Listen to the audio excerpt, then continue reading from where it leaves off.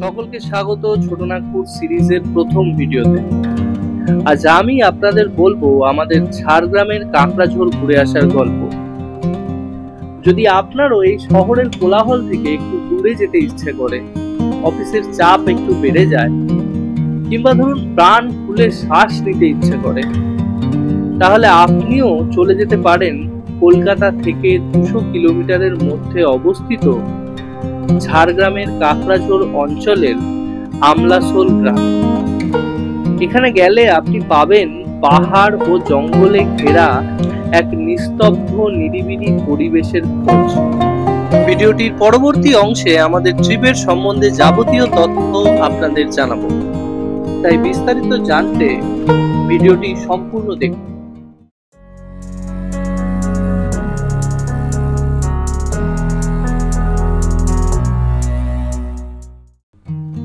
তারিখ 19 জুলাই 2025, সময় ভোর 5টা। বাইক নিয়ে বেরিয়ে পড়লাম বাড়ি থেকে। প্রথমে যাব আমার বন্ধু দিব্যর বাড়ি, সেখান থেকে দুজনে মিলে আমরা রওনা দেব আজকে ঝাড়গ্রামের কাঁকড়াঝোড়ের উদ্দেশ্যে।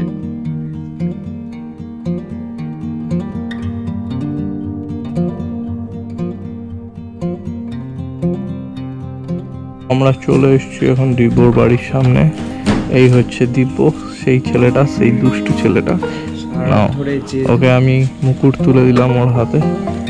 সারা রাত জেগেছে ছেলেটা, জেগে ঘুমিয়ে কাটিয়েছে বলছে। জেগে ঘুমোনোটা কেমন আমি জানি না। এটা কি দিব্যর বাড়ি থেকে এখন আমরা বেরিয়ে পড়েছি ঝাড়গ্রামের কাঁকড়াঝোড়ের উদ্দেশ্যে। এখন আমরা যাচ্ছি দিল্লি রোডের দিকে এবং দিল্লি রোড থেকে আমরা বৈদ্যবাটি চৌমাথা হয়ে চলে যাব আরামবাগের দিকে।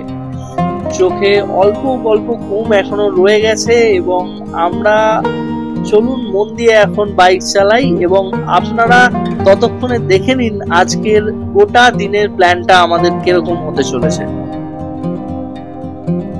ভোর প্রায় 5টা নাগাদ শ্রীরামপুর থেকে আমাদের যাত্রা শুরু করে আমরা পৌঁছে যাব আরামবাগে। আরামবাগের রামকৃষ্ণ সেতুতে কিছুক্ষণ অপেক্ষা করে আমরা এগোবো বাঁকুড়ার জয়পুর জঙ্গলের দিকে এবং জয়পুর জঙ্গলের থেকে একটু এগিয়েই বিষ্ণুপুরকে বাইপাস করে আমরা চলে যাব মুকুটমণিপুরের দিকে। সেখানে মুকুটমণিপুরে আমরা কিছুটা সময় কাটাবো এবং মুকুটমণিপুরের পাশের যে রাস্তা, সেই রাস্তা ধরে চলে যাব আমরা বাঁকুড়ার ছোট্ট একটি সুন্দর জঙ্গল ঝিলিমিলির উদ্দেশ্যে। সেই ঝিলিমিলি থেকে আমরা পৌঁছবো আজকের আমাদের গন্তব্য কুর্চি হোমস্টে, যা কাঁকড়াঝোড়ে অবস্থিত। দেখুন, কথায় কথায় আমরা এসে পৌঁছেছি আরামবাগের রামকৃষ্ণ সেতুর ওপর এবং নিচ থেকে বয়ে গেছে দ্বারকেশ্বর নদ। এই নদ সামনে গিয়ে শিলাই নদীর সঙ্গে প্রথমে এবং তারপরে মুন্ডেশ্বরী নদীর সঙ্গে মিলে রূপনারায়ণ নামে প্রবাহিত হয়েছে।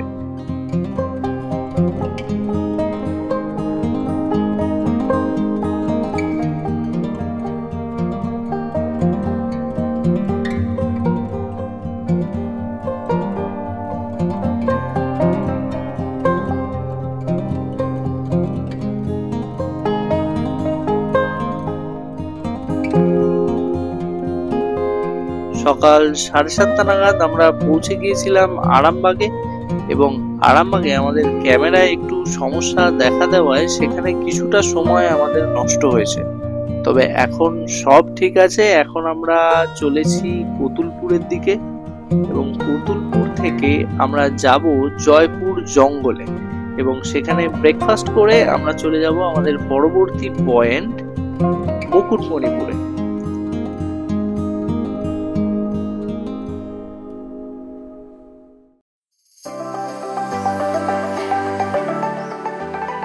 রাস্তার দুপাশের ঘন জঙ্গল দেখে আপনারা নিশ্চয়ই বুঝে গেছেন যে আমরা ইতিমধ্যেই পৌঁছে গেছি বাঁকুড়ার জয়পুর জঙ্গলে। সামনে কোনো একটা সেফ জায়গা দেখে বাইকটা দাঁড় করিয়ে আমরা কিছু ছবি তুলবো আর ব্রেকফাস্টটাও করে নেওয়ার চেষ্টা করব। তো চলুন আমাদের সঙ্গে থাকুন এবং দেখতে থাকুন আমাদের আজ এই কাঁকড়াঝোড় ভ্রমণের গল্প।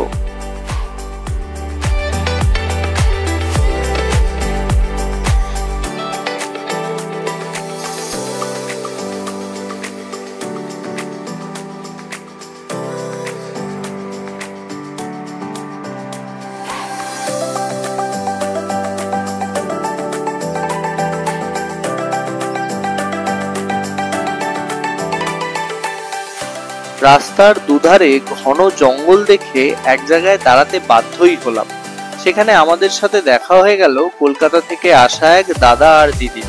আমি ওদেরকে কয়েকটা ছবি তুলে দিচ্ছিলাম, এরপর আমরাও কয়েকটা ছবি তুলে নিলাম। দেখুন ছবিগুলো এরপরে আসছে এবং কমেন্ট বক্সে জানান ছবিগুলো কেমন হয়েছে।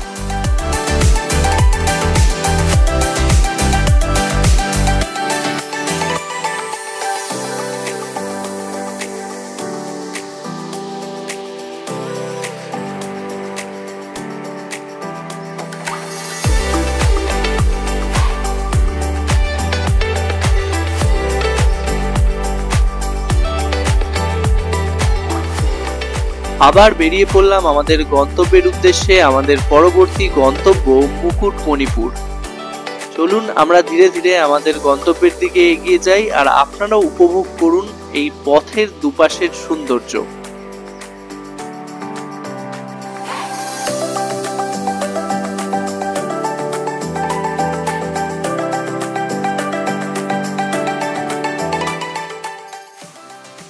জয়পুর জঙ্গল থেকে মুকুটমণিপুরের দিকে যে রাস্তাটি গেছে, এই রাস্তার দুধারের প্রাকৃতিক সৌন্দর্য আপনার নজর কাড়বেই। আরেকটি জিনিস হয়তো আপনারা লক্ষ্য করেছেন যে আমাদের এই যাত্রাপথে আমাদের চারপাশের যে পরিবেশ এবং ভূমিরূপ ধীরে ধীরে বদলাচ্ছে। আমরা সমভূমি থেকে শুরু করেছি, এখন আমরা আছি লাল মাটির দেশে, এবং আমাদের জার্নির শেষ পর্যায়ে আমরা পৌঁছবো পাহাড় এবং জঙ্গলে ঘেরা একটা সুন্দর পাহাড় টিলাময় একটা জায়গায়, যেখানকার পরিবেশ আবার একটু অন্যরকম। তো আপনারা এই পরিবেশটাকে উপভোগ করুন, দেখতে থাকুন আমাদের ভিডিও, মাঝপথে বন্ধ করবেন না, তাহলে অনেক তথ্য আপনাদের মিস হয়ে যেতে পারে।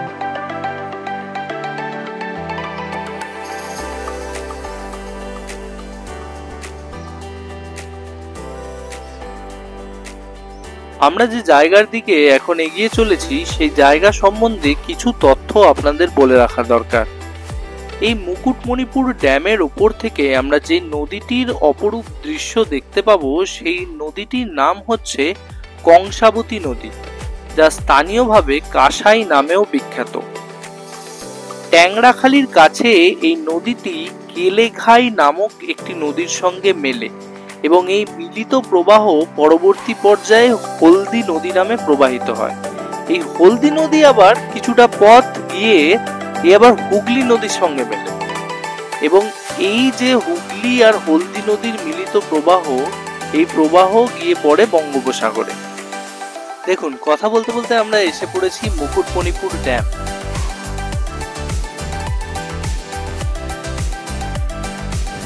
এখানে জলের ভীষণ গর্জন আমাদের ভয় ধরাচ্ছিল কিছুটা, কিন্তু একই সঙ্গে এখানকার যে প্রাকৃতিক সৌন্দর্য আমাদের মুগ্ধ করেছিল অনেকাংশে। তাই এই দৃশ্যকে হয়তো ভয়ঙ্কর সুন্দর বললে ভুল হবে না।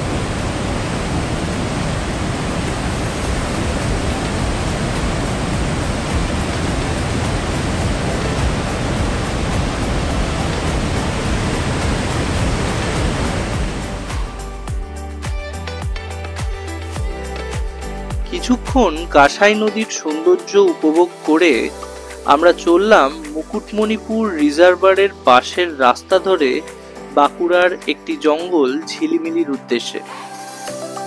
মুকুটমণিপুর রিজার্ভারের পাশে এই যে রাস্তাটি দেখতে পাচ্ছেন, এই রাস্তাটি রিজার্ভারের গা ঘেঁষে গিয়েছে প্রায় 11 কিলোমিটার বা 6.8 মাইল।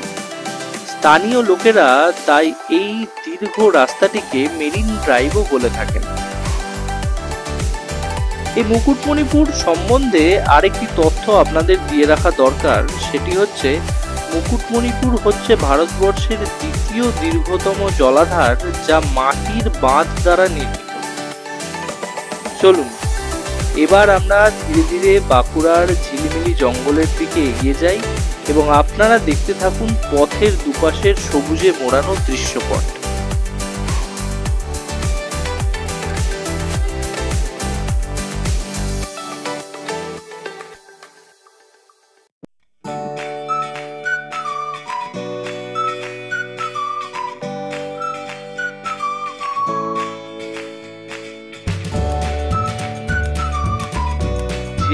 দিকে যাওয়ার রাস্তা এবং তার চারপাশের দৃশ্য ছিল ভারী সুন্দর। কখনো পথের দুধারে দীর্ঘ কাটা ঝোপ, কখনো বা জলা জমির শেষে ছোট ছোট টিলার মাথা তুলে জানান দেওয়ার চেষ্টা, আবার কখনো সবুজে ঘেরা বিস্তীর্ণ সামিয়ানা। ভূপ্রকৃতির এইরকম বৈপরীত্য দেখে চোখ জুড়িয়ে যাচ্ছিল বারবার। ক্রমশ যতই আমরা কাঁকড়াঝোড়ের দিকে এগোচ্ছিলাম, লক্ষ্য করছিলাম যে পরিবর্তিত দৃশ্যগুলি নিজেরা নিজেদেরকেই টেক্কা দিতে ক্রমশ সুন্দর থেকে সুন্দরতর হয়ে উঠছে। আপনারা এই দৃশ্য উপভোগ করুন।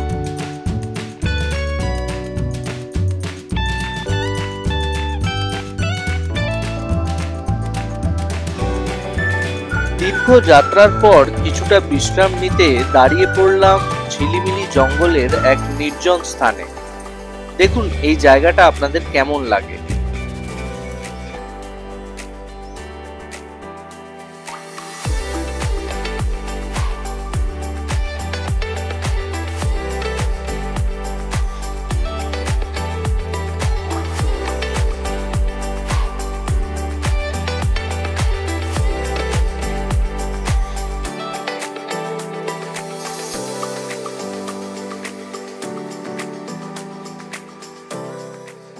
এই পথ ধরে কিছুটা গিয়ে আমরা পৌঁছে গিয়েছিলাম বাঁকুড়ার ঝিলিমিলির একটি গ্রামে।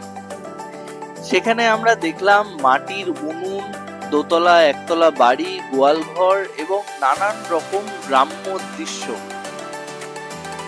এইরকম গ্রাম হয়তো আমাদের কলকাতা বা তার পার্শ্ববর্তী অঞ্চলে দেখতে পাওয়া ভীষণই বিরল, কিন্তু এইখানে এইরকম গ্রাম এদিক ওদিক আপনারা দেখতে পাবেন গেলে।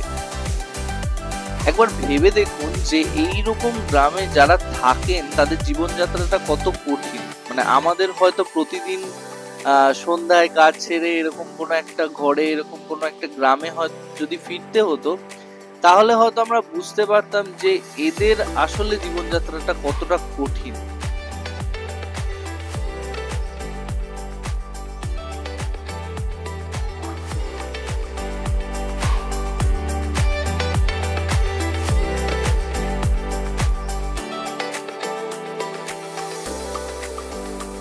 ফের আমাদের যাত্রা শুরু হলো। এখন আমরা ধীরে ধীরে এগিয়ে চলেছি কাঁকড়াঝোড়ের কুরচি হোমস্টের উদ্দেশ্যে।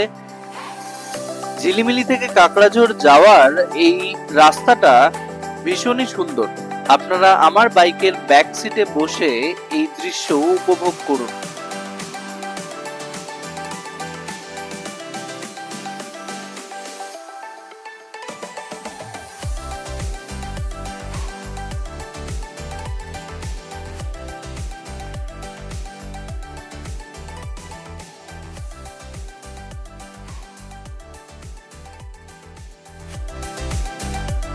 এই যে জঙ্গলটি আপনারা এখন দেখছেন, এই জঙ্গলটির নাম ময়ূর ঝর্ণা এলিফ্যান্ট রিজার্ভ। এখানে কিন্তু ময়ূর সত্যিই দেখতে পাওয়া যায় এবং আমরাও তা দেখেছিলাম, এবং সেই ময়ূরটিকে ক্যামেরা বন্দি করার আশায় জঙ্গলে গিয়েও আমি হতাশ হয়ে ফিরেছিলাম। কিছুক্ষণ আগেই একটা ময়ূর দেখলাম, দেখি বাইক থেকে নামলাম। আর জঙ্গলে ঢুকে গেছে আমরা আসতেই।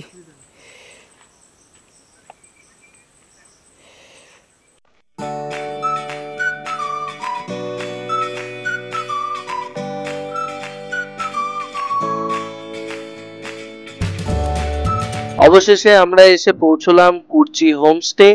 দিব্য আপনাদের এই জায়গাটা ঘুরিয়ে দেখাবে।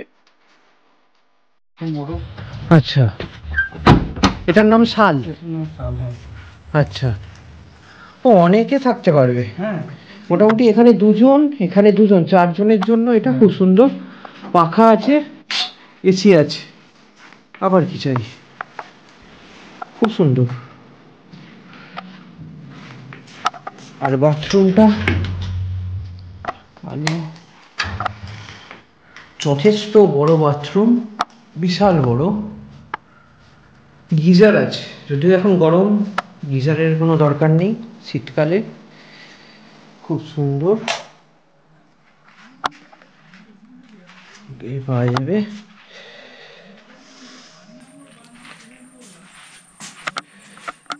রুমটা বেশ ছিমছাম। এখান থেকে কি আছে, এখান থেকে পুরো জঙ্গলের ভিউ, সুন্দর। দেখা যাক। আহা, এখান থেকে জঙ্গল, ওই যে পাহাড় দেখা যাচ্ছে, ক্যামেরায় আসছে বলে মনে হয় না। বাথরুম খুব সুন্দর, আর থাকার জন্য তো এনাফ স্পেস, 4 জনের জন্য এনাফ, বেশ ভালো। আর বাইরে থেকে তো খুবই সুন্দর, প্রত্যেকটাই কাছাকাছি, তবে একটু ডিফারেন্স আছে। এই হচ্ছে আমাদের রুম। বাইরে থেকে এখানে 3টে রুম আছে, এদিকে আরও কয়েকটা রুম আছে, ওখানে একটা বসার জায়গা, খুব সুন্দর। আর এখানেও 2টো বসার জায়গা দেওয়া আছে। এখান থেকে চলে গেলে জঙ্গল। আহা, এখন বাজছে 3:30, আমাদের লাঞ্চ এসে গেছে, আমরা একটু দেরি করে ফেলেছি। ব্যাপারটা হচ্ছে আমরা রোজ তো বাড়িতে টেবিল চেয়ারে বসে খুব সুন্দর করে বাড়ির একটা 4 দেয়ালের মধ্যে খাওয়া হয়।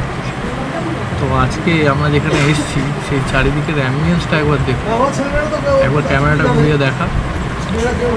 এই জেঠুরা এসেছেন কলকাতা থেকে, এই জঙ্গলের মাঝে এত সুন্দর একটা পরিবেশে আমরা এখন খাচ্ছি। এখানকার এই যা অ্যারেঞ্জমেন্ট করেছে, ভাত, ডাল, আলু ভাজা, একটা মিক্সড সবজি, পেঁয়াজ, লেবু, লঙ্কা, এই সমস্ত দিয়েছে। আর মাছের ঝোলটা আসছে বলবে, এবং মাছের ঝোলটা সম্ভবত এখানকার লোকাল কিছুই মাছ হবে। তো যাই হোক, এটা হচ্ছে কুরচি হোমস্টে। তো আপনারা এই জায়গাটা আসতে পারেন, খুব সুন্দর জঙ্গলের মাঝে একটা জায়গা, পেছনে পাহাড় দেখতে পাচ্ছি খেতে খেতে। আমাদের মাছের এই যে মাছ চলে ঝোল। আপনারাও যদি এই হোমস্টেতে আসতে চান তাহলে নিচে দেওয়া নম্বরে যোগাযোগ করতে পারেন। প্রসঙ্গত বলে রাখা দরকার, আমরা এই হোমস্টেটি কোনোভাবে পেড প্রমোশন করছি না। এখানে আমাদের মাথাপিছু থাকা খাওয়া নিয়ে 1500 টাকা করে খরচা হয়েছে। আমাদের অ্যাডভান্স পেমেন্টের স্ক্রিনশট উপরে অ্যাড করা হলো। বলে রাখা ভালো যে এই অ্যামাউন্টটা আপনাদের সংখ্যা এবং রুমের চয়েস অনুযায়ী পরিবর্তন হতে পারে। এছাড়া অন্যান্য হোমস্টের নাম এবং ফোন নম্বর আমি ডেসক্রিপশন বক্সে দিয়ে দেব। এখনকার মতো চললাম, বাকিটা আপনি দেখতে পাবেন পরের পর্বে। দেখতে থাকুন আমাদের এই কাকড়াঝোড় ভ্রমণের গল্প, এবং ভালো লাগলে অবশ্যই লাইক, শেয়ার এবং সাবস্ক্রাইব করে দিন।